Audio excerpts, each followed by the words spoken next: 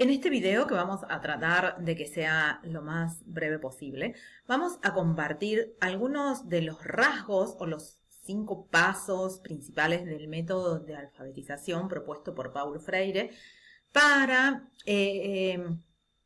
procurar que un grupo de personas adultas que no habían podido acceder a la palabra escrita, es decir, a la adquisición del proceso de lectoescritura en la etapa prevista para su escolarización, o que habían quedado excluidos del sistema educativo en ese momento, pudiesen desarrollar estas competencias, estas habilidades, pero desde el pensamiento de Paulo Freire, como ya lo hemos señalado, el acceder a la palabra escrita para este pensador era mucho más que acceder a la reproducción de una secuencia de códigos o de letras o de palabras, sino que implicaba precisamente que las personas pudiesen comprender el mundo que estaba plasmado por medio de la escritura, pero al mismo tiempo poder decir su palabra, ¿sí? Tiene que ver con una cuestión mucho más profunda, filosófica y metafórica, que en realidad tenía que ver con el objetivo y el propósito último de su concepción de acceso a la escritura y a la palabra, ¿sí? Recordemos en qué contexto surge esa propuesta: en la Universidad de Recife, en donde él trabajaba, en Brasil. Precisamente una experiencia de alfabetización de adultos en la ciudad de Paco de Panela, en Pernambuco, y entonces él allí diseña lo que llama círculos de cultura.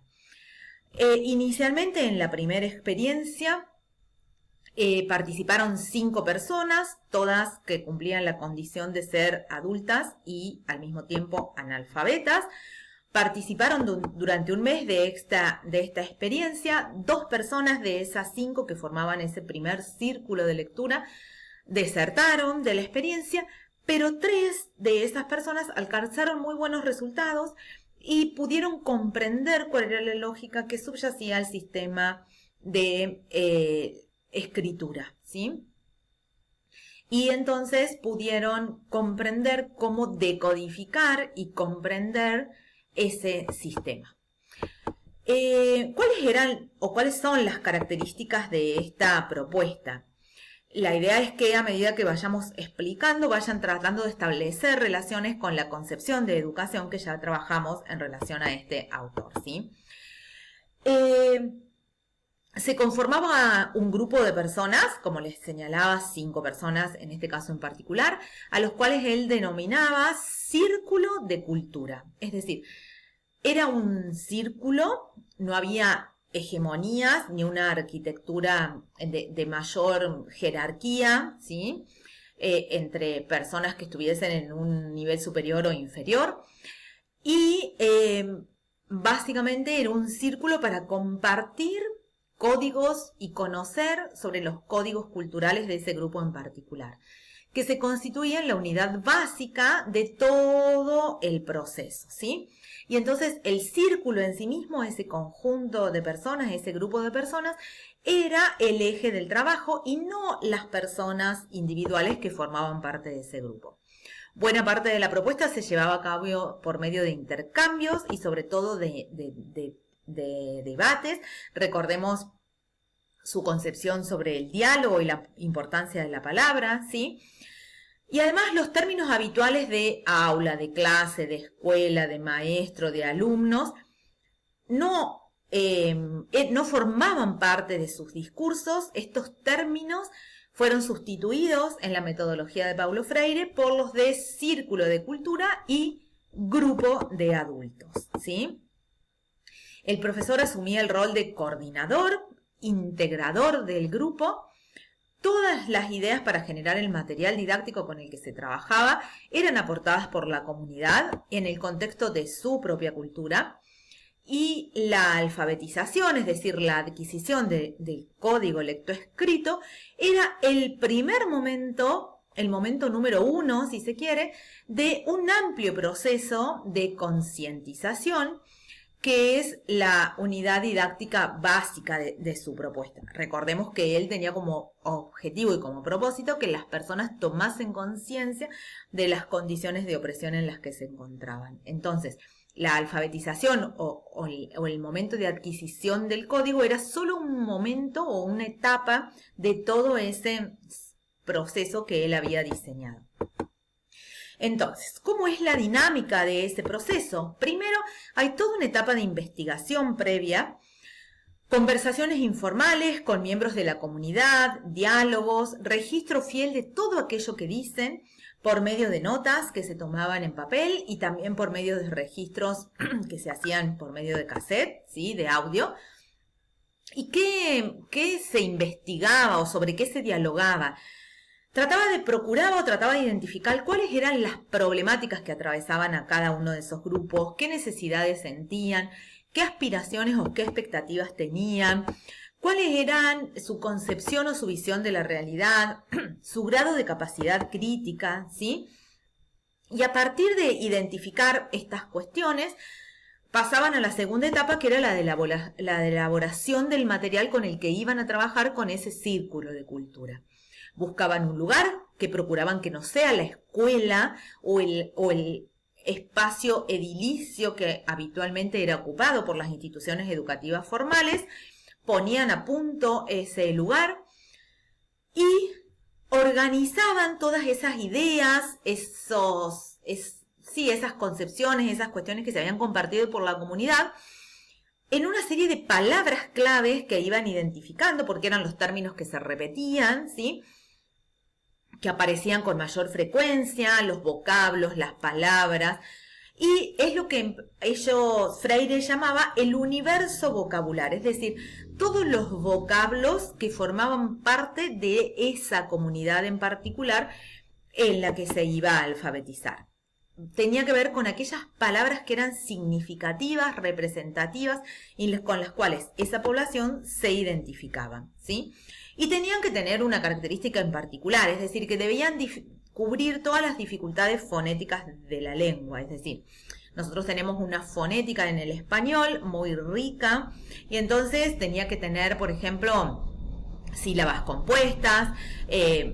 Cuando hablamos de sílabas compuestas, hablamos de, por ejemplo, la combinación de dos consonantes con una vocal, la F, la R y la A, por ejemplo, fra, fre, fri, fro, fru, pla, ple, pli, plo, plu, ¿sí? Entonces las combinatorias de MB, MP, de modo tal que cuando se comenzara a trabajar en el proceso de identificación grafema-fonema, pudiesen contar con el material suficiente. Pero además, esas palabras o esos términos, además de cumplir con este aspecto más técnico de cubrir las dificultades fonéticas de la lengua, tenían que tener una carga social emotiva y que significasen algo para ese grupo, que atravesaran en alguna medida a estas personas.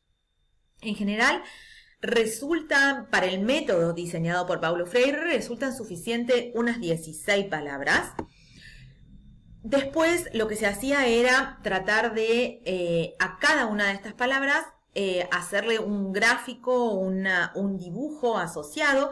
Entonces se generaban láminas, cada una de esas láminas se plasmaban precisamente en una lámina con la imagen y la palabra asociada, ¿sí? Tenían que ser dibujos de manera suficientemente sencillos para que el concepto o la idea pudiese ser asociada de manera más o menos explícita, sin demasiada explicación por parte de este coordinador que era el educador, ¿sí? Y además que deberían ser adaptadas a esa cultura del grupo y que deberían resultar motivadoras, ¿sí? Después había una etapa, después que ya habían reconocido cuáles eran las palabras o términos claves de ese universo vocabular de ese grupo de personas, que habían encontrado el lugar, que habían identificado las 16 palabras claves de ese universo vocabular, que habían construido las láminas había una etapa de motivación inicial. siempre se iniciaba el proceso de alfabetización a partir de unas láminas que fueron diseñadas por Paulo Freire y su equipo, que eran siempre las mismas. Eran escenas que se repetían, unas 10 láminas creo que son, que figuran en el libro en donde se explica el método de alfabetización. Una de esas láminas, por ejemplo, era un indígena cazando con un arco y una flecha, un cazador cazando con su carabina, un gato y un ratón, mujeres junto a su casa haciendo objetos de barro, hombres cantando con su guitarra y una radio al lado. Así, todas estas imágenes lo que buscaban poner sobre la mesa o poner en evidencia o habilitar el diálogo sobre la presencia de los desarrollos tecnológicos y cómo esos desarrollos tecnológicos habían ido cambiando los hábitos y los modos de vivir de las personas, ¿sí? Y al mismo tiempo cómo estas personas se veían, se habían ido apropiando de esas intervenciones del propio hombre sobre la cultura del hombre, ¿sí? Estas son, por ejemplo, algunas de las imágenes. Esta primera imagen que permite analizar, por ejemplo, las relaciones entre el mundo de la naturaleza y el mundo de la cultura, o las diferencias entre lo que el hombre encuentra en el mundo natural y lo que el hombre crea a partir de lo que ese mundo natural le ofrece, ¿no? Entonces habilitaba a dialogar y a conversar sobre qué es obra de la naturaleza, qué es obra del hombre, cómo el hombre interviene sobre la naturaleza, qué hace el hombre para modificar esa naturaleza, con qué propósitos la transforma, para qué la transforma, cómo es que el hombre conserva la cultura, cómo es que reproduce esa cultura y esos rasgos culturales, ¿sí? Bueno, todas cuestiones que habilitaban a que las personas pudiesen comenzar a participar y a decir su palabra. Fíjense que hasta acá no se trabajaba sobre cuestiones conceptuales o que requiriesen conocimientos previos, sino que era indagar sobre las concepciones que las personas traían sobre estos temas, ¿sí? En la cuarta etapa aparece la presentación de esas 16 palabras y que se reconocen como palabras generadoras, es decir, son las que sobre las cuales se genera o se inicia o sobre las cuales se sientan las bases del proceso de adquisición de la lectoescritura. Una posible palabra que aparecía muchas veces en la mayoría de los universos vocabulares de las personas era la palabra trabajo, ¿sí? Era algo que las personas hacían, todas las personas trabajaban. Entonces esta palabrita en general era una palabrita clave y siempre aparecía en todos los círculos de cultura. Luego, una imagen asociada a la idea del trabajo, reflexiones y debates sobre lo que significaba para las personas trabajo, y a partir de ahí empezaba a fragmentarse la palabra en las sílabas que la componen, trabajo, ¿sí?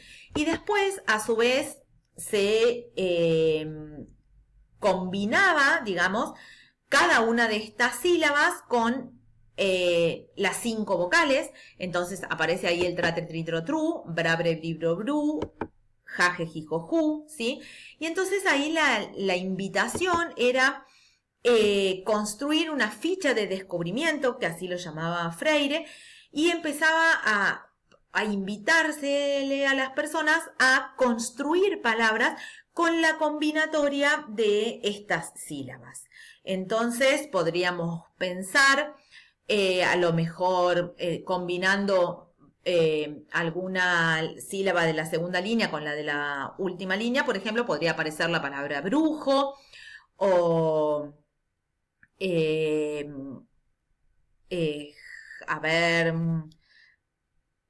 jarabe, no aparece aquí jarabe, pero podrían ser, digamos, otras posibles construcciones. En este momento no me sale otro ejemplo, ¿sí? Pero la idea era ir combinando sílabas de las diferentes filas para construir palabras. Entonces, venía la etapa 5, que era la etapa específica de escritura y lectura. Hacían esta construcción de fichas con cada una de las palabras. Por eso era que necesitaban que esas palabras cubrieran todas las posibles combinaciones fonéticas que tiene nuestro alfabeto, ¿sí? y nuestro sistema de escritura. Entonces, todas esas combinatorias de fichas le iban a dar la posibilidad de construir múltiples palabras muy diversas, y entonces ahí aparecía, se les pedía, digamos, a los participantes que construyeran nuevas palabras a partir de esas palabras que se les iban dando, y después de construir palabras se los animaba a construir frases uniendo esas palabras. Entonces, el proceso de escritura iba apareciendo junto con el proceso, o iba surgiendo junto con el proceso de lectura, ¿sí? Cuando ya lograban comprender la lógica que subyace a nuestro código lectoescrito, se les animaba a leer frases impresas generadas a partir de expresiones de su comunidad con esas palabras que ellos habían ido construyendo, o bien con palabras o frases que habían ido surgiendo de otros círculos de lectura, ¿sí? Entonces, bueno, se les proponía que los participantes continuaran en sus casas, construyendo palabras y frases, ¿sí? Y de esta manera se cerraba la primera etapa de este proceso de concienciación, ¿sí? O de concientización. ¿Cuáles eran o cuáles son las siguientes etapas del proceso de concientización propuesto? La idea es que puedan avanzar las personas desde una etapa de concientización o de conciencia mágica a una conciencia más bien de tipo crítica, ¿sí?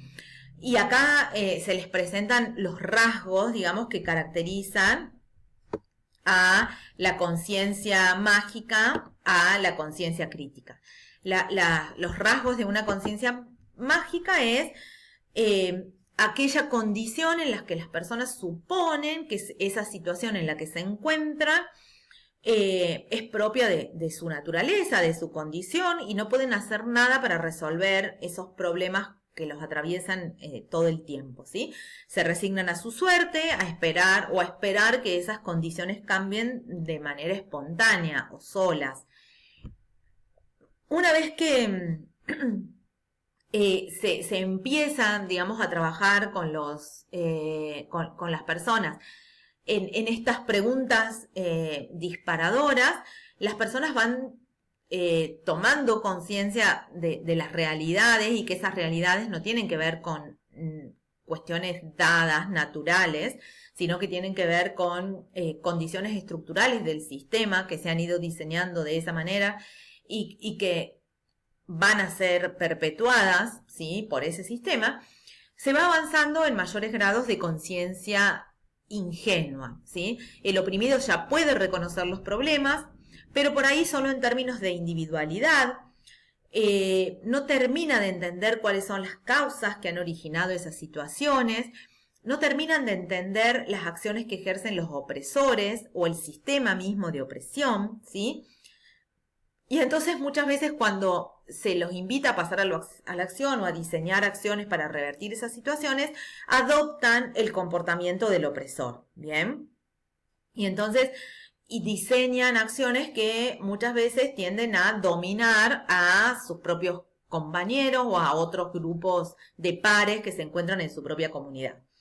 El mayor grado de conciencia es el grado de conciencia crítica, al que se aspiraría que todo grupo en situación de opresión siempre alcance, que es comprender esa estructura opresiva, lograr ver con claridad dónde está el origen de esas condiciones de opresión, entender que siempre va a haber una tensión entre opresores y oprimidos, porque en realidad tiene que ver con un sistema, reconocer sus propias debilidades para poder hacerle frente, pero al mismo tiempo comprender que si se organizan en comunidad y ya no piensan en términos de individualidad, esas condiciones de opresión podrían llegar a resolverse o a modificarse, ¿sí? Se aspira a que se piense en términos de comunidad. Bien, Hasta aquí la explicación sobre el método de alfabetización. Si ustedes se dan cuenta, es mucho más que aprender a decodificar una serie de fonemas y grafemas o de comprender en sí mismo el código lectoescrito. Lo que se busca en última instancia es comprender o acceder a la palabra escrita, pero también poder acceder a decir la palabra, a que las personas puedan tener voz, a reconocer esas condiciones en las que viven para que puedan salir de esa cultura del silencio en la que se encuentran.